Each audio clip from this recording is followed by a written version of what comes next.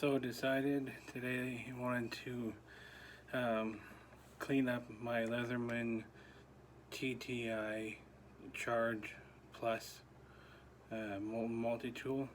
The thing, what I don't understand why Leatherman does this, and maybe they have the reason, but it's pretty annoying. Um, this side right here has a more um,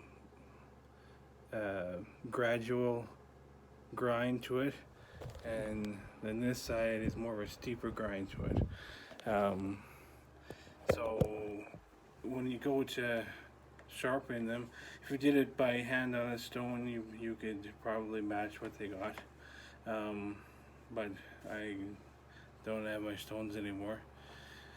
So with a wicked edge, I decided to make it at 16 degrees. That's their recommended degree angle, which it really was like the steeper side was 16 degrees, um, pretty close, 16.05, and this other one was like 17 something. So there was, I'm not sure what is going on. So and when I was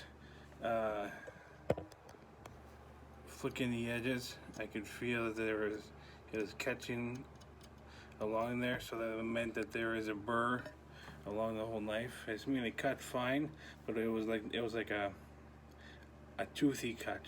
It wasn't a nice smooth cut. So I decided to reshape my blade so that it's at 16. Well, mine's at 16.05 degrees on both sides, and now they're both. I should have shown it before, but they're both now come up to a peak appropriately.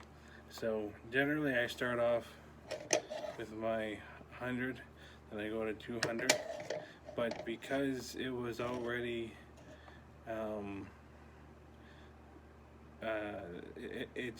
because there was already a burr for one thing, I decided I'd start off with my 400, which is what can you see in my hand, 400 and 600 to start, so that I can get a burr off that, or I could reestablish the angle that I wanted, or establish the angle that I wanted, um, and and hopefully try and save a step. If it was really a bad like if the edge was really bad, I would go down to 100. But for now, I was fine at 400, and I'll work my way up. I'm not gonna go with the glass finish. I don't think I'm even going to go to 1500. I think I'm gonna stop at 1000, because their steel hardening process feels different than other manufacturers who have S30V steel. So I'm just gonna stay at 1000, and I mean, cut whatever I want. So anyways, I thought I'd show that. So the stones I'm using for the Leatherman Charge TTI Plus multi-tool, 400 and 600. It's going to be the 800 and 1000, and that's what I'll take it at. And then, but if it was bad, I definitely recommend going to the 100 to save your 400 stones. And also, initially, I should throw this in. Because it's such a thin blade that gets really, really, really thin, or it's tall. I don't know what the heck you want to say.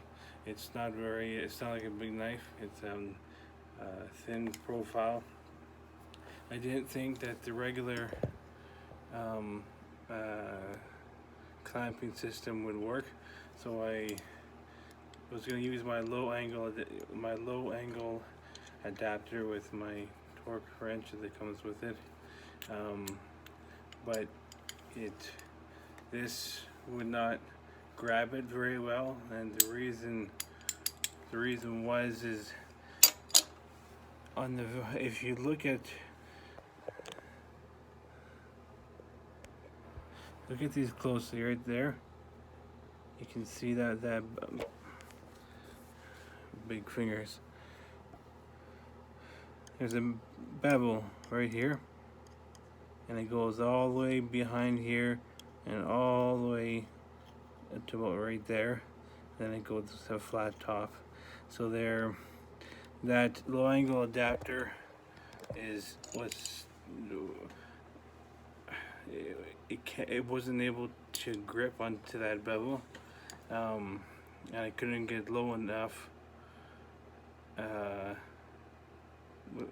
had some clearance issues, so I stuck it in here, and it seemed to work fine so far. I just had to keep an eye. I mark it with there's a black marker there. I just had to keep an eye on making sure that when I see that black marker move up, I gotta reposition the knife. But this is good. I'm not saying it's not. I've used it so many times. It's a useful adaptation tool for thin profile knives. So anyways, thanks for, put this back on. Thanks for listening.